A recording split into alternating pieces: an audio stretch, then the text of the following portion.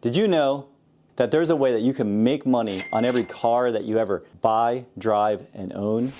Stay tuned as I go through the 3 most traditional ways to purchase a car and a shocking twist that may change how you consider buying all your cars in the future.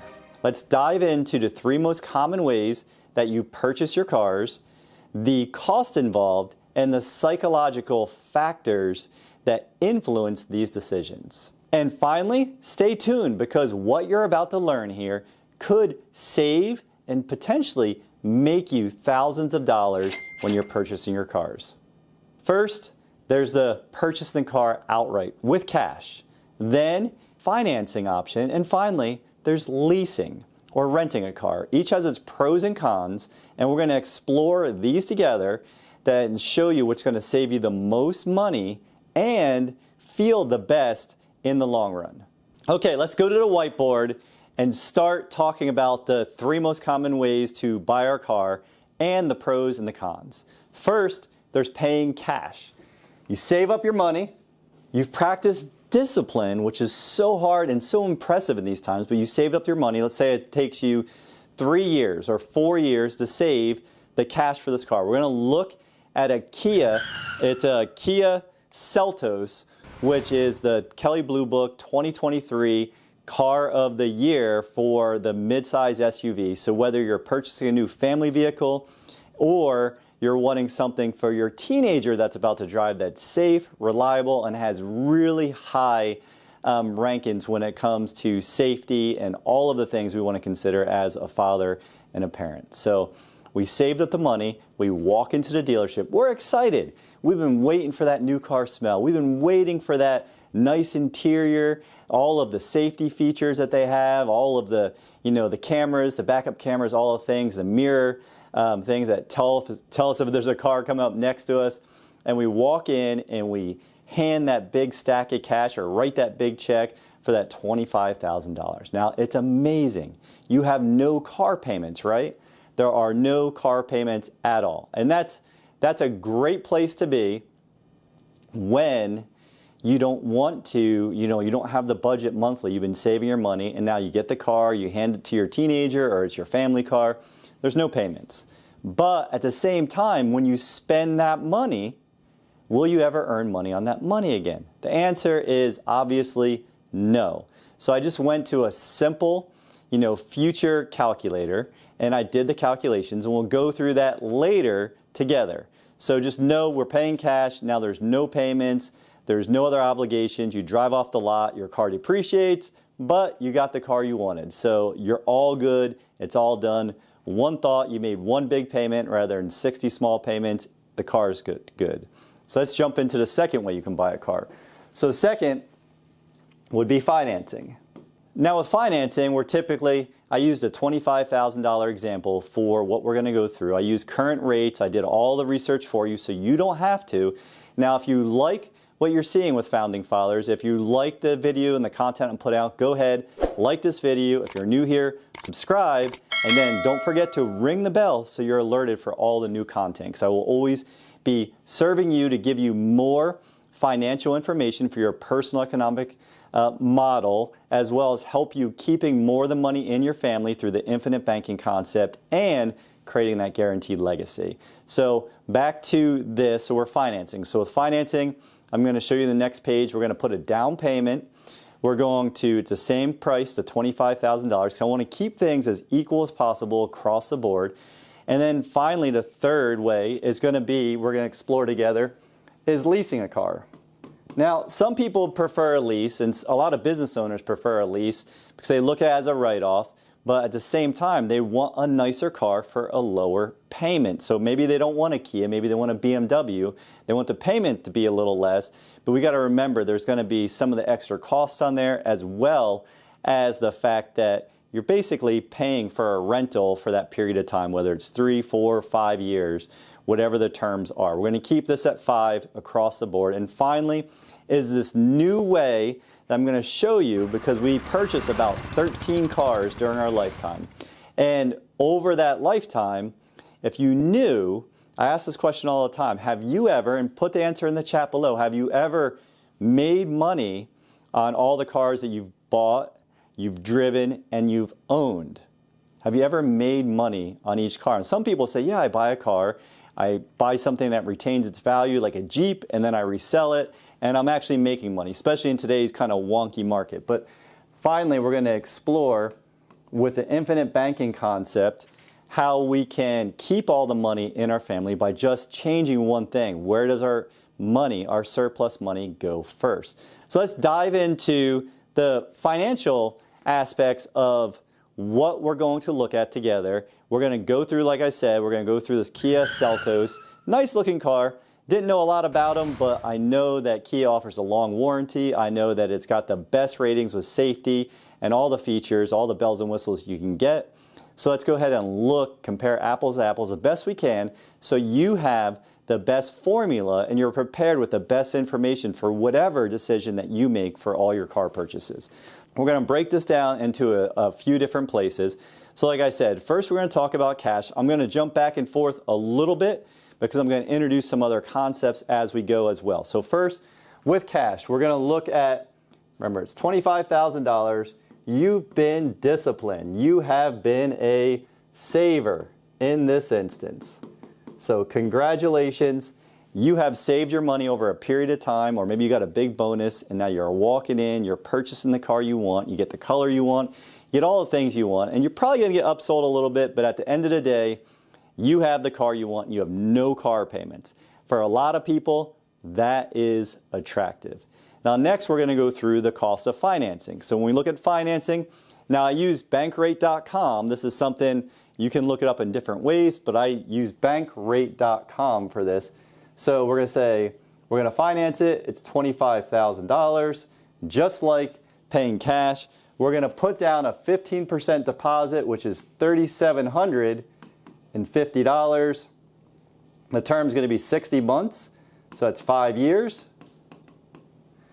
And then our payment per month, now this was done at kind of the median, because I'm looking at between 7 and 11%, kind of depends on your credit, where you're at, all of those things, but I used 8%, is going to be $506.91 per month.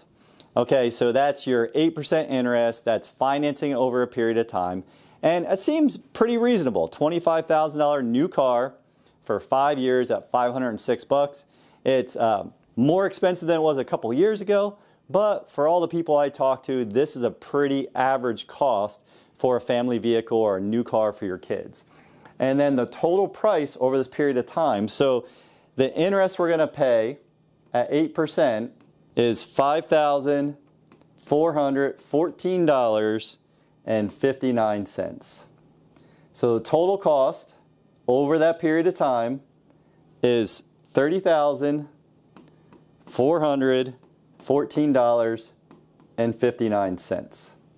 That's going to be the additional money. Remember, the interest you're giving up to somebody else for the ability for them to finance the car for those years. And now, by the time you get to year 5, your depreciation is probably down 50%. Maybe you get $10,000, $12,000. I did a little bit of research on that as well for you. But just depending on what kind of vehicle you want, you can do your own research, what maintains its value, what's more expensive, just some of the things to consider. Now, for leasing, remember, it's still a $25,000 vehicle. We're going to put down the 15%. Our cost per month here is going to be $220.83. So now we maybe have the same vehicle. We have less than half the monthly cash flow. We have some of the restrictions and dealer fees associated with this if you go over mileage or some of the other things that can be baked into this. That's not so advantageous for the buyer, but you are saving the money here. And then your total cost over that period of time, so I just did this amount times 60, is going to be $13,249.80. We're going to go and look at an example of how you purchase a car using infinite banking, very similar to the cash, and I'm going to come back to this board and show you what you've given up in terms of cash if you would have just left the money into your own privatized system. So now I'm going to share my screen and I'm going to show you how we dive into a specially engineered whole life policy built just to buy your cars. And we're going to do it a little differently. I'm going to show you how you're just saving your money the same as the cash. We're taking it out. You're going to contribute to this policy, to your privatized banking system for only 5 years, which is not what I would ever recommend, but just to keep things apples to apples and show you kind of what this looks like. Let's go through this together. So we're going to deposit $10,000 a year or $833 a month. It's up to us to get to the point where we've saved our money for 3 years, just like the cash example. And now we're taking a loan against our money, and we're going to, right, we got the cash value there. We're going to take a loan against our money. We're never going to withdraw our money, so our money is always compounding for the future.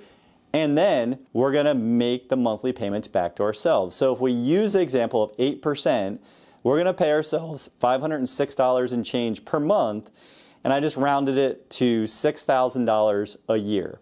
So now each year you have a new car, and you're paying the loan back to yourself rather than someone else. So stick with me. It's a little different than the first 3 examples, because in the first 3 examples, who's in control? Is it you or someone else? The answer, pop in the chat below. I'd love to hear your thoughts on this too, but the answer is it was someone else. Someone else is earning the interest, or you're giving up your ability to earn interest. Remember, it's always one or the other. You're either paying interest or you're earning interest. There is no in between, because we finance everything we buy.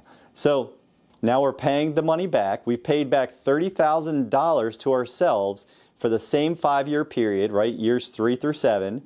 And now we've contributed $100,000 into our privatized banking system. Now, yes, that is more than you have put into if you paid $25,000 in a down payment in any of these scenarios, but it's a longer period of time, and I'm going to show you the benefits of this as we keep going through this. So now you've taken that $25,000 loan out.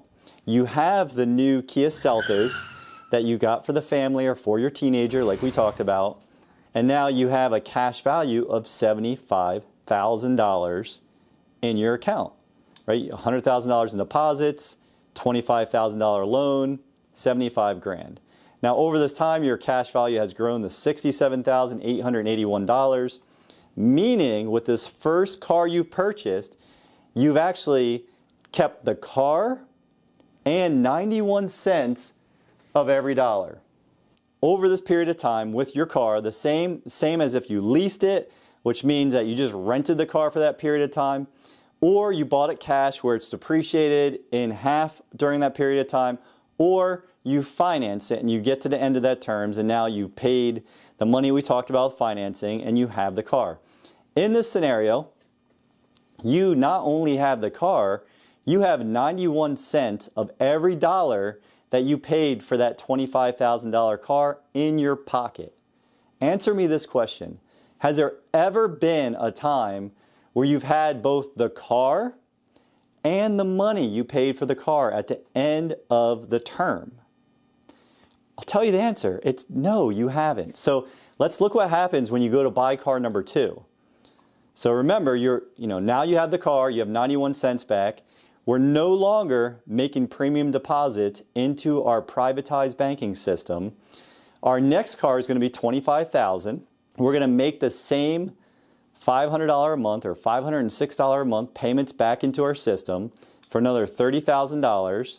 Now we're taking the loan out, and so we got $5,000. In this example, our cash value has grown to $91,473 from $67,000. Remember, we haven't deposited anything else in this because of Einstein's, eighth wonder of the world, uninterrupted compounding interest. Look, we've made $23,592 in this example, and this is just uninterrupted compounding interest. So now I'm going to go back to the board, and we're going to talk about if your money is growing at 5% year over year, that $25,000, let's look in 5 years how much the person paying cash actually gave up.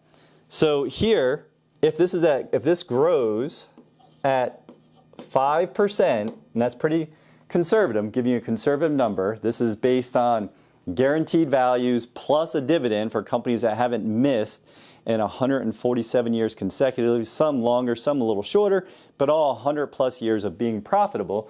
So this $25,000 over 5 years, right? That's your future time value money calculator. This is going to give you $7,083.97. You know, this is actually money that you did not earn, but you would have earned if this money, the same money, would have been paid into this policy over the same time period, and you keep adding additional money because now, why? You've created a system to finance all the cars you're ever going to buy, drive, or own, and every additional time you buy a car, so when you go to buy that third car, you're going to make a heck of a lot more than $23,000, and we're just using the $25,000 example. So it's all about capitalizing your systems. So the 3 different rules with infinite banking are pretty simple. Go back, get us. Number 1, think long term. Right? First is to think long term. We always want to think long term. Number 2 is we don't want to be afraid of capitalizing. And this means pay yourself. Number 3, this will make sense for any business owner or anyone that's honest. Like as long as you're not someone who started their own grocery store, or you have your own auto shop or your own hairdresser or whatever it is that you own, as long as you're not giving everything away for free, you'll get this. You'll get this because if you want to have a successful business, you have to be honest. You have to always have a plan to pay your system back.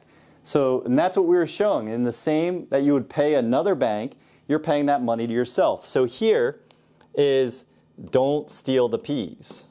And all I mean by that is if you own a grocery store and you want that grocery store to grow, you want that to be a profitable business, if someone came in, you let your aunt come in and walk out the back door with a 97-cent can of beans or can of peas, it's going to take 97 more cans to start having a profit again. So we want to make sure that we're always paying ourselves back. We have a plan. So 1, think long term. 2, don't be afraid to capitalize. That's pay yourself first. Just follow the commandments.